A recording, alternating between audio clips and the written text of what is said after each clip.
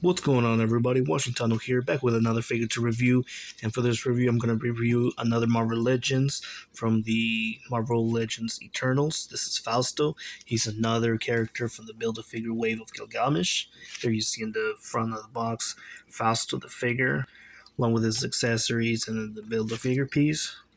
Side of the box, you see the Build-A-Figure Gilgamesh logo there, and also with the warnings of choking hazards and small pieces. The top of the box, you see the logo of Eternals. Up front, you can see the Marvel Legends series. The bottom side of the box, you see the logo of Eternals, the character named Fausto, and with the Hasbro logo on the corner there. Side of the box, you can see a picture, promotional picture of the character there. The other side is the same thing as the other side, with the logo of Eternals and the character Fausto. The bottom part of the box, nothing but licensings and the barcode. And on the back side of the box, we get a good artwork of the picture of the character there, along with the Marvel Legends series logo, and at the bottom, his name, a little biography right there. And you want to pause it and read it, feel free if you like. And obviously, it talks about the character, how he appears to be the smartest one of the Eternals, since he's been helping for centuries the humanity move on with technology, and his brilliance is hidden behind the shadows. It's like something to look, to search for, because like I don't really know much about this character, and obviously some things right here they seem interesting. So yeah. And in the middle part of the box there, you see the list of the characters from the Build-A-Figure Gilgamesh, starting from Icarus to Droog, and obviously the pieces. They'll have each one piece from Gilgamesh, except for Icarus, from Makari to Droog, 1 through 6. And on the bottom side, just the licensing marbled and Hasbro's. So yeah, we can get them out of this box and have a closer look at them. Okay, here we have the character, and we can start off with the measurement tape.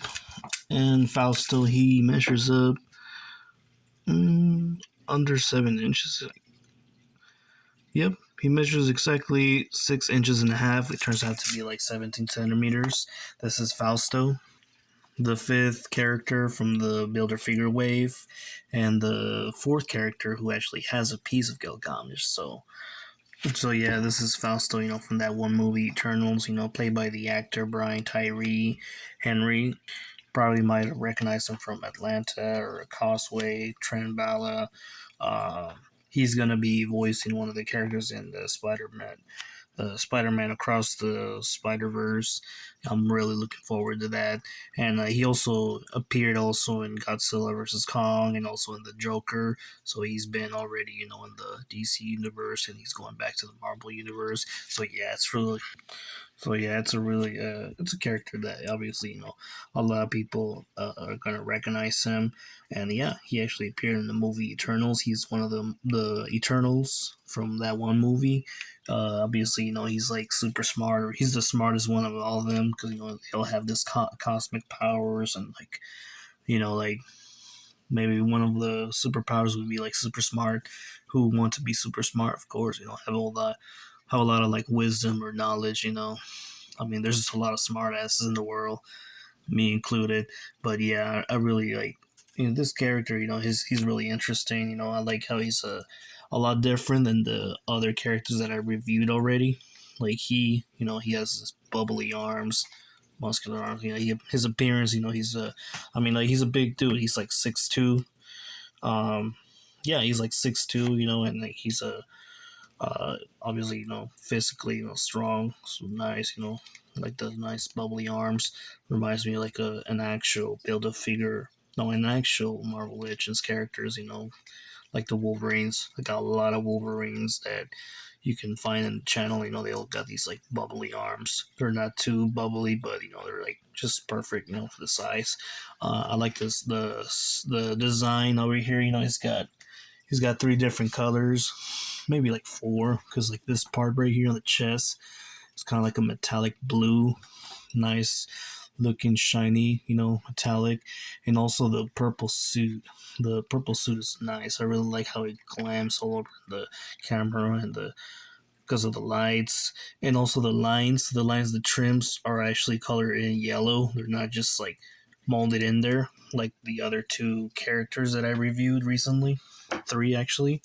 These one actually has those yellow lines trimmed in there, and also he's got the silver painting on the shoulders and parts of his body too, and like he also got some black there too under the coat or whatever this is. It's kind of like, it's not rubbery plastic. It's a little hard plastic, not too hard, but it's also a little bit flexible, like from the front side. The back side, not too much, but yeah. And also it's got some designs too in the back as well, except for that one part right here in the black parts. Only on the upper side, there is some designs, and I don't know, there's probably like a little defect right here. Yeah, I don't think that's part of the design. I guess that's the only thing that, because he does not have this. Huh. It's weird, another defects here. But yeah, he does not have any of the designs underneath, obviously because it's covered up. So either in the back one, there's no designs under there too. But he does have designs on the legs, which are the thighs right here, and going down on the feet. It's just just one color on the back of the by the feet and the shins to the knees, and the whole part right here is just purple, and then with some black on it too. Um, yeah, the face and all looks, quite accurate. Brian Tyree, try to focus in there. Yeah, he's got more like a real relaxed, chilled face, and he also has got the beard, that lined it up with his other with his chin, and then there's the mustache. There's a little design right here that they forgot to paint it. This line right here is like very noticeable. Uh they forgot to paint that. I guess they missed that. On the other side, he does not have it. But yeah, there's a line right here that they forgot to paint. That finishes up his beer line. Yeah, his beer line is like, this one's like too noticeable. So like, yeah, I guess this is the one that mine came in like this. I don't think the other Marvel Legends Phastos are like this, but yeah, this beer line needs to be painted. Yeah, just like the other side. This one is painted.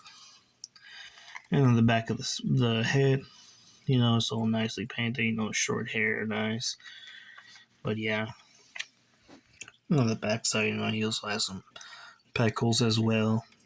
Obviously, no base stand, but still, he has no problem standing on his own. For accessories, obviously, there's three in total. One of them is the Build-A-Figure piece from Gilgamesh, which is the right leg. And the other two are just these two alternate hands. So they're just closed fists that they're not that useful.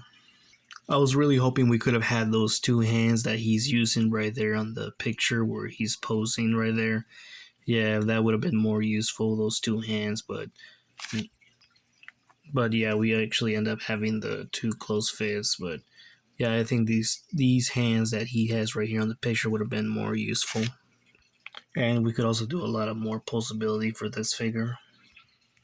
But yeah, the two hands, he's got two extended hands. The left hand's more open, and the right hand's more like a gripping, almost closing. A hand that's almost closing. Yeah. So it's basically more of a gripping hand, or grasping, whatever. And obviously, you can pop those out and place the closed fist hands. And for articulation, Faustin doesn't really have many. I'll show you in a minute. He has that ball peg, that giant ball peg that Hasbro been given to the Marvel Legends. He can spin it around the full 360, just like the Exorcist. He can tilt to the sides, pivot it, and also look left and right as well. And he has a good extension on the arms. He got ball joint on the shoulders, extend the arms really well. And obviously, you can do a full 360 on the arms with no limitation. That's great. He's got a swivel on both biceps. which is great. Nice, nice swivel. And he's got double articulation on the elbows, double hinge. That's really great. And he's got that swivel and hinge on the wrist, which is nice. Obviously, there's because of his suit or whatever, it's not. We don't have no articulation on the waist, but we do have in the upper torso. We got some sort of ab crunch right here. You can just hinge it up, but for hinging down, nothing at all really. Just up. That's about it. And he also swivels it and also pivots it, rocks it, whatever. So nice. This part, the lower part of his body, which is this his suit here, it's besides it's a little bit flexible, it still doesn't it does limit the articulation. He cannot do a split, and for kicking range, very limited. That's one thing that sucks. You can't really have him kick forward. He does have that swivel on the thighs, double swivel on both thighs, and he has that double articulation, the double hinge on the knees. But to tell you the truth, it's really hard to have him bend the knees because of the cape or the part of his suit. It's really so in the way. So that's another thing that sucks about it. He has no swivel on the feet, but he has hinge and also pivot, rock it to the sides, and that's about it. It really sucks that this part right here, it limits the articulation, but he would have been like a really great figure, with the no limitation from the lower side of his feet. But yeah, the lower side of his legs, this piece right here, yeah, it's what that sucked about it. Yeah. For comparison size, obviously, Phastos is a big dude. Here you have him with other Marvel Legends, 1.6.5 Cyclops and a Wolverine, a 5.5 inch, both figures from Hasbro. From Mattel, here you have him with a 6-inch Eugene, a character from Shazam, and here you have him with a Batman 6.5-inch figure from DC Collectibles. Here you have next to two DBZ 6.5-inch DBZ characters from Dragon Stars. From the Jazzware line, here you have them with two Luchadors, 6.5-inch Ray Phoenix, and a 6.5-inch Penta Cero Miedos. You can find these figures in the channel. From McFarlane from the DC Multiverse, here you see him with two DC characters, 7-inch and a half from McFarlane. There you can see with a 7-inch Dutch and a 7-inch Ellen Ripley, both figures from NECA. Here you have him with two 9-inch Xenomorph figures from NECA. And of course with two 8-inch Predator figures from NECA. Here you have next to Icarus. And with the other Eternal members, what do you guys think of this figure? Do you like this wave? Do you like the movie? Let me know in the comments. Make sure to like and subscribe if you enjoy it. That really helps the channel. I'll be seeing you guys next time.